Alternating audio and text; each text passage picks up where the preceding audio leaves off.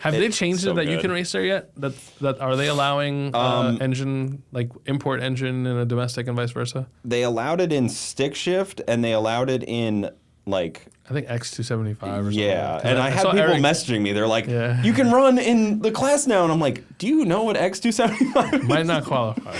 I'm like, I don't think I'm getting in But there. I think I only mentioned. I think Eric Jarvis, he put an LS in his car, right? The S2000. Oh, did he? Yeah. So he left the K Series deal and he put an LS, and I think he plans to run World Cup. That's what That I car's was already been fast though, so I mean, he should be able to run. It's already. He's been fast with the LS too. He just did it. Yeah. I mean, yeah. But So, makes but yeah, I sense. saw that he was Well, I planning mean, you on can running run there. certain classes like Warriors. Yeah. If you run the Warriors rules, it has Okay. a very Oh yeah. you know, yeah. because it's not yeah. super defined as to this is a domestic. Just gotta get that thing in the sixes, Coop. That's it. I know. What are you waiting on? Who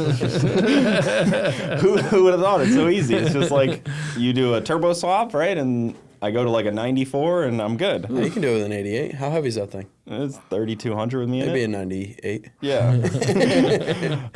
I may get, one or two qualifiers out of a motor at that weight. Yeah, I mean, if you want to run as hard as you need to run, yeah, you're gonna be leaning on that thing. Yeah. for sure. I'd be better off putting a clutch in it and trying to go stick shift racing. Yeah. Sure, do you remember how to drive a stick shift car? I'd figure it out. Those guys with the slipper clutches now, I like stick shift Slipper racing, clutch, but and it's taken a lot of and a the strain gauge. old school, Yeah. oh man, diaphragm It's still clutch, fun, though. slipping it. Oh, it's still awesome. Yeah. But Oh, that's But my the thing favorite is that class like to watch at every race. but for the class to survive and be entertaining and like be fun to watch, the cars had to get more consistent. Yeah. So the changes that have happened needed to happen.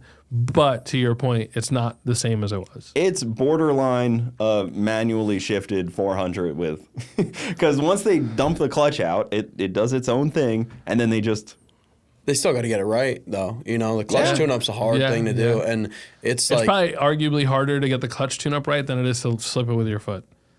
yeah, that's probably true. But like just watching that class, the last 3 years, it had Evos and STIs in it last, a couple of years ago at TX2K, Yeah. and now they have to make a slow class yep. Yeah, for those cars. yeah. Yeah, it's a great class, and I don't want to take anything away from them. But maybe a stick shift in your car would be cool. Yeah, it would. It still has like the dead pedal of where a clutch And what's used to cool be. about stick shift, at least like at FL2K and TX2K, is that there's more than one class. Yeah. So like even if you went at 8.0, you would still qualify, and you would hopefully be in the second group of cars. You know what I mean? I know it would be cool, but it like you're saying, the clutch stuff, like getting under I there. think once you get it right, it's pretty right. Yeah. I think the hard clutch tune-ups are in the, Lenko cars and Yeah, stuff like that. The orange Supra Titans car. Yep. That's a clutch that's coming out of the car every round or every other round at least, to Might have to look check into it the and make stick sure shift it's thing, right. Coop. It would be pretty interesting. Yeah. I'd kind of like to see it. I think it would be cool. I think Alpha said some mean things when I actually suggested it to him. I think he was less than kind to me in a Alpha text. in Alpha If that Alpha's, doesn't surprise you. in Alpha's defense, when he is talking about stick shift racing, he is thinking of guys that have like a 6-speed Supra and like probably don't even have a cage and like have just a bullshit clutch and like a not great drag race yes. setup. You know what I mean? Yeah, the car's gonna be leaving and bouncing and hopping all up and down the track. A car that was properly set up with like a good clutch, a strain gauge, a dog box, like the whole nine, yeah. he would love it.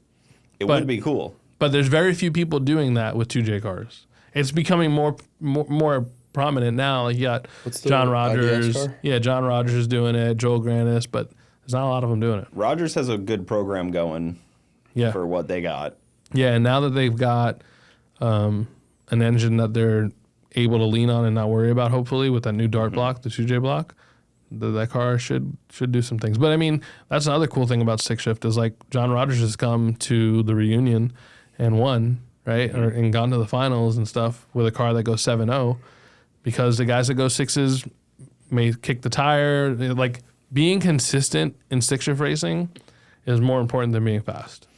I've won most of my races by just being able to actually make it to the finish the end line of the every race. Yeah, time. yeah, 100%. Like most of my trophies, if you look at them, This is the only way I've ever it's won. like it's like, oh, he just war of attrition half Yeah, the time yeah, and actually yeah, made it to yeah. the finals. 100%. Made it to the finish Yeah, line. and That was me at the I ended up reunion winning 2 a years in a small row. tire class that the Wasabi Supra was in one day, and Yeah. just because they broke. Yeah. You know, like, but that's what it is, and I try to tell my customers that all the time. Like, we need bigger turbos, we need this, we need that, and I'm like, no, you Not don't, always, actually. yeah, yeah. This car's won a lot of races exactly out as it is, because most of the time that guy that is 2 or 3 tenths faster than the whole class doesn't make it to the end of the race. Breaks it, drops the ball somewhere, You know? spins the tire, and that's Like, the how other thing many too. of the number one, like you said, how many of the number one qualifiers in X or in any of them win the race? I mean, with the exception of Pro Mod, because they almost always make it to the end, because for whatever reason they're insanely reliable. Yeah. Yeah, that's But super like, dialed in, yeah. it's when he was talking about it earlier. I've said it so many times. Like, the field is so tight. If you don't leave the starting line first, you almost always lose the race. Yeah. Which or, is crazy. You know, like my boy Lasala, if he number 1 qualifiers, there's a high chance he's also going to end up in the winner's circle. That's it. Statistically He's an speaking, outlier. He is an outlier. Dude, I got a bell for him. that right now. season, dude, that season, his season last year was For sure, but there's Insane. also comparatively not as much competition in the class that he has been in compared to like Pro Mod.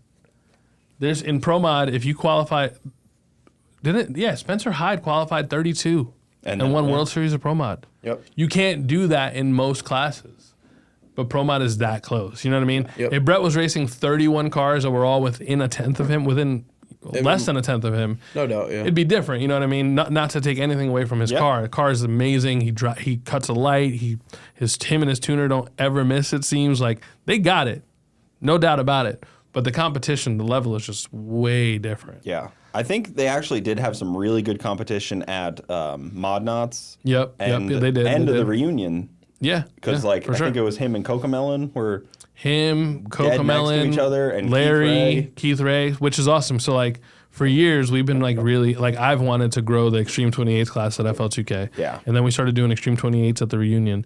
And like anything else, it took a little bit of time to catch on, and now people are like building their cars with that class, you know, in their mind, and you know, with the intention of dominating that class and looking at the rule book, because that's probably the biggest downfall of the street car thing.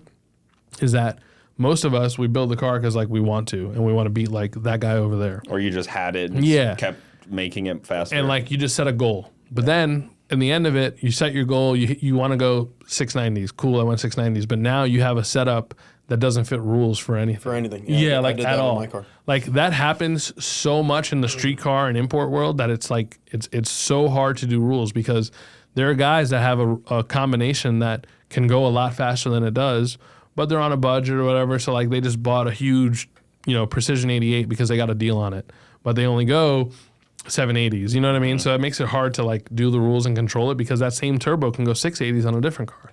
But anyways, now that people are actually like building cars with that class in mind, that class is getting really good. And I think that, Extreme 28s at the reunion was sick. it's my most had- excited class to see Yeah. go forward. It's Yeah. basically like, and the rules are really good, mostly because they keep Garrett out, but they're really Damn they're it. just really tight on that, where they keep like the X275 cars out. Yeah. No, so that's been the hardest part for me, is to keep those cars out, but also in the beginning, keep the class open enough that so many cars that like didn't fit streetcar anymore or didn't really belong in streetcar anymore had And a they place wanted to to go. switch. Like a lot A of those lot of guys them did, wanted but you'd to be jump up. surprised. You'd be surprised how many of these guys, and I'm not trying to like call anyone out, but they're fucking soft. Yeah. How many RC of them- Mostly. No. That's But there's 2000. there's Jim been, Braun now. There's been people that instead of wanting to class up, they're looking at like, well, what can I do to stay in streetcar? Like, bro, you went 660s. Get out of my inbox is what you can do. Try to go 650s and run Extreme 28s rather than run 660s and run the guys that go 7.0 and 7.1. Yeah. You know? I'm calling them 650s, out. I don't even know if I could run Extreme 28s. Stop. My car doesn't get hot either. Maybe I could put it. And I do have Stop. taillights. Put it in streetcar. Yeah. Put Kimbo in streetcar. Yep. Yeah, I think the goal for Extreme 28s is to keep it like a high 620, like a 628 to like a 640. Yeah. If we can keep it there, it'll be great. But it's going to take some time. Like, everyone's got to work with us on this, because we've only really done it once a year for a couple of years now. And then now twice a year. Like, it'll get better and better as it goes. But, like, I think after FL2K, we'll be able to have the rules really, really dialed in if they're not perfect already.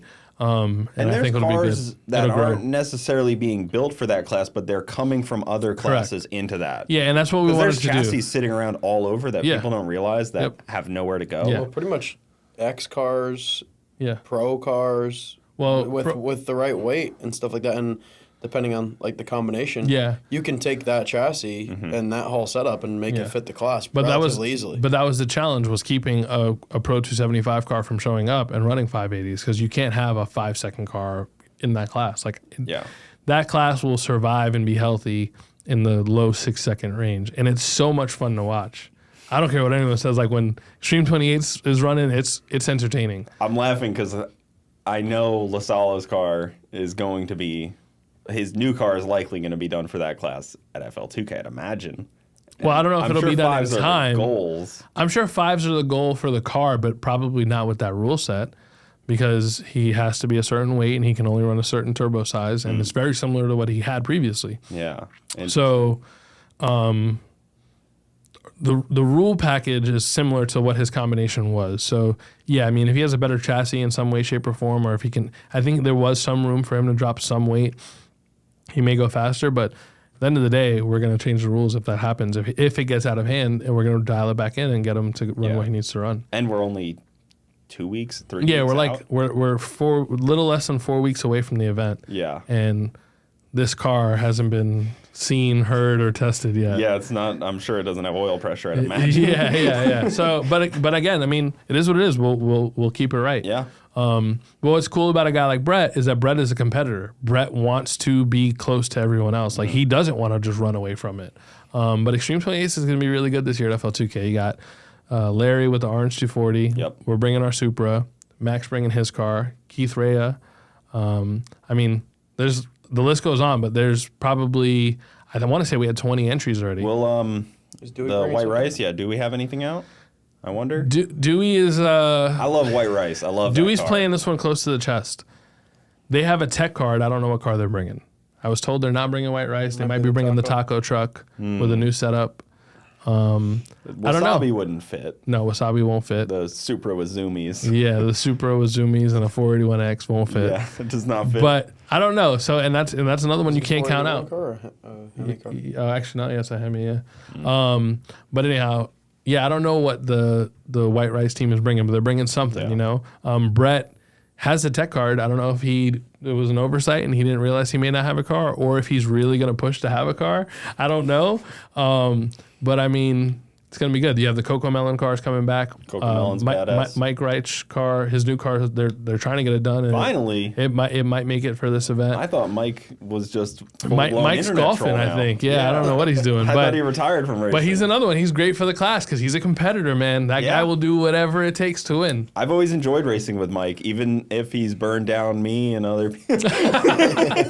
Guys, thank you for tuning in to the Bogetti Clips YouTube channel. For the full podcast, check us out on Bogetti Studios YouTube and all your audio platforms. Also, hit that subscribe button to not miss out on any of the new Bogetti clips coming up.